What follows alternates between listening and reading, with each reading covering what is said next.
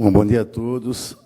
Através da coordenadora da mesa, queria agradecer o convite aos organizadores do evento. Acho que bastante enriquecedor a temática que aqui está sendo abordada. E queria dizer que eu achava que o tempo seria muito curto e estava até amedrontado de fazer alguma consideração sobre as 3 palestras anteriores, dado o mundo, né, que foi colocado aqui pelos 3 expositores. Mas se prestamos atenção, nós vimos aqui uma abordagem única colocada em escalas diferenciadas pelos 3 expositores. O professor Hernani, a partir do fechamento de uma mina, levanta uma série de aspectos que têm conotações maiores que isso. O professor Paulo, discutindo sobre a ótica já de um território, né, afetado por determinadas questões de impactos socioambientais, propõe alguns instrumentos, debate sobre alguns instrumentos de gestão, né, passíveis de análise para os casos, sob o ponto de vista daquele território especificamente. E a professora Maria Amélia já coloca num plano, né, dos impactos socioambientais da mineração, sobre o aspecto da preocupação mais geral em termos de sociedade, né, e aborda um binômio que nem sempre está junto, mas que é a perseguição que todos nós queremos, que é a questão do crescimento e a sua diferenciação do desenvolvimento, né, verdadeiramente. Mas nas 3 escalas de abordagem aqui, a gente nota algumas questões que são comuns, algumas preocupações que são comuns. Nas 3 escalas de abordagem, nós temos participações da iniciativa privada, Estado, né, colocadas de maneira bastante diferenciada em função da escala de abordagem, mas em todas elas se coloca como fundamental a preocupação, em primeiro lugar, com o planejamento. Todas essas questões, todas as abordagens foram colocadas dessa maneira. Em segundo lugar, com a participação total dos stakeholders, né, dos atores envolvidos nessa questão. E, em terceiro, com a importância da pesquisa, né, tecnológica nesse setor para a resolução dos problemas que aqui foram levantados. Essa foi uma tônica comum às 3. Né.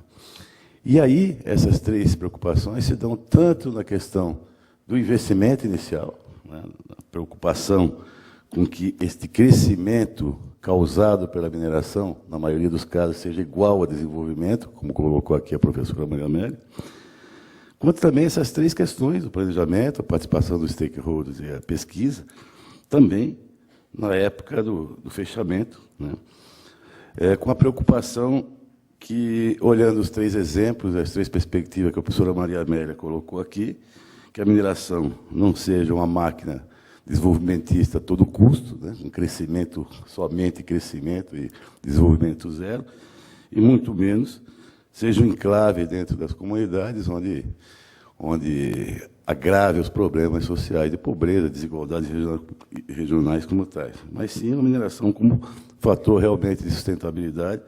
Isso era uma das 3 perspectivas que ela colocava. Na questão do planejamento, fica claro também que as participações nas 3 escalas, né, são bastante diferenciadas do setor público e do setor privado.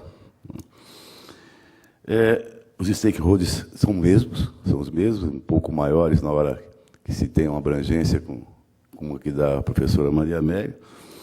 Mas eu queria pegar ali onde está a minha praia, a questão da pesquisa que foi levantada pelo professor Paulo, né, da inadaptação hoje dos nossos centros de pesquisa para fazer frente a esses problemas. Você tem toda a razão, né? Nós vivemos um momento aí em que a ciência e tecnologia no Brasil, né, por representar menos de 1% do PIB, o que é ínfimo perto de outros países do mundo, né, passou a depender de uma série de outras questões para ter um desenvolvimento mínimo, né, e nossos centros de pesquisa, o senhor citou alguns aqui, eu me permiti até colocar um pouco mais detalhadamente o caso que eu conheço mais, que é do IPT, onde eu trabalho há 30 anos, que viraram institutos de prestação de serviços.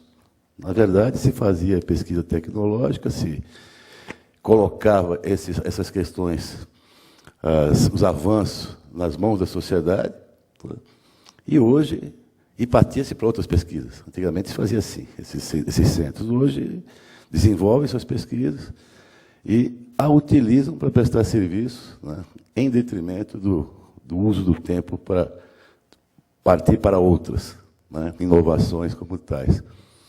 Essa questão é uma questão muito séria, que está acontecendo em quase todos os centros de pesquisa, e que leva a uma discussão da sua aderência, quase que umbilical, aos governos e não ao Estado, né, como o senhor muito bem colocou aqui. As políticas governamentais, não políticas de Estado. Né. E fica o sabor dos gestores de plantão, que podem ser mais ou menos iluminados, mas não há políticas consequentes que façam que as reflexões que têm que ser feitas e os caminhos que têm que ser colocados como para serem trilhados. Como, por exemplo, quem são os usuários dessa pesquisa? Para quem nós vamos trabalhar? É para aqueles que podem manter os salários dos pesquisadores, e aí vamos prestar serviço. Né? No IPT o pessoal brinca muito com a expressão chula, vamos rodar a bolsinha. Né? Ou vamos trabalhar com a perspectiva que os usuários tenham o seu campo ampliado, não sejam segmentos específicos da sociedade, mas a sociedade como um todo, né, uma vez que essas problemáticas se refletem sobre ela. Vem a questão da diversidade. Vem uma outra questão, professor, que é tão grave quanto o abandono, né, dos centros de pesquisa e a sua relação umbilical com os governos, que é a questão da confusão que se fazia ultimamente, entre pesquisa básica e pesquisa aplicada nesses centros. Né? E alguns deles se tornaram filiais de universidades, né? Gerando conhecimento básico, sem a preocupação que a universidade tem que ter, não tem que ter mesmo, que é um universo, é uma universidade, e para que serve aquele conhecimento a ser gerado. Mas não, no centro de pesquisa, esse conhecimento tem que ser aplicado a uma solução específica, né? Gerando uma pesquisa básica, aplicada. Isso não está acontecendo ultimamente, e é a outra faceta do abandono, quer dizer, a confusão entre pesquisa básica e pesquisa aplicada, e que eu acho, permita-me discordar um pouco, que a ligação direta desse centro de pesquisa com as universidades, inclusive física, geográfica, talvez agravasse. Né? Pode ser que eu esteja errado, mas é uma experiência que nós ainda não temos no Brasil. A outra questão que afetou esse centro de pesquisa, que estou falando no geral, mas serve especificamente para a área de mineração, foi o abandono total das tecnologias sociais. Né? E aí eu uso o termo tecnologia social do modo mais empírico possível, do modo mais chulo possível. Aquela tecnologia que serve ao maior número de segmentos possível da sociedade, né? As tecnologias sociais. Se nós olharmos aqui hoje, no Brasil, o que nós somos excelência em termos tecnológicos, né? O que nós somos reconhecidos fora aí do país, como bam.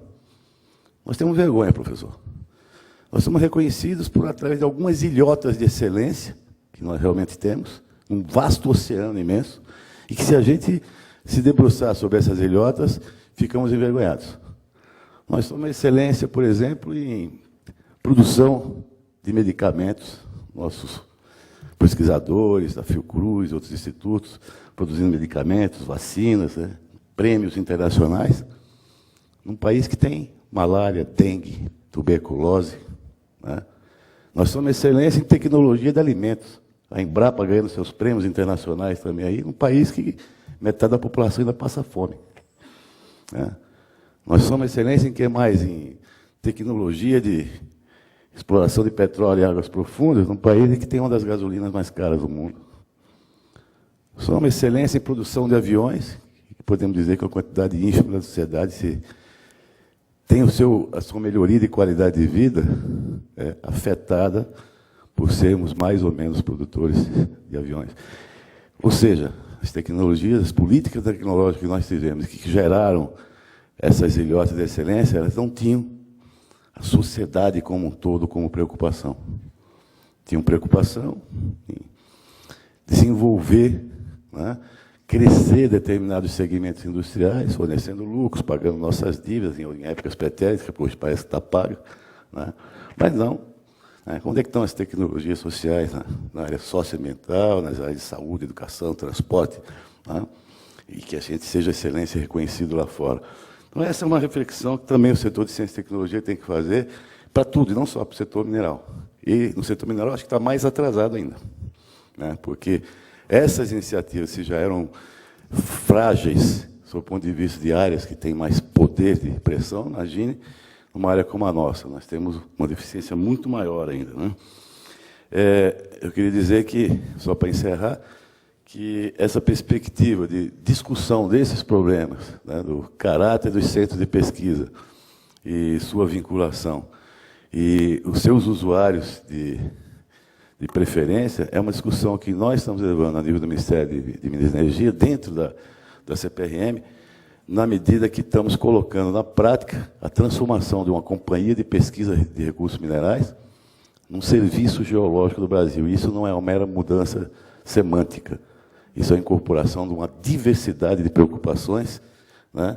A questão mineral não está sozinha no mundo, está acoplada hoje a todo um elenco de preocupações multidisciplinares e todo um elenco de obstáculos, de problemas socioambientais que nós temos no Brasil, onde temos que ter essa visão e essa estruturação holística, né? Não mais pensarmos como uma companhia de pesquisa de recursos minerais, mesmo porque não fazemos mais pesquisa mineral, né? Mas pensarmos como um serviço geológico.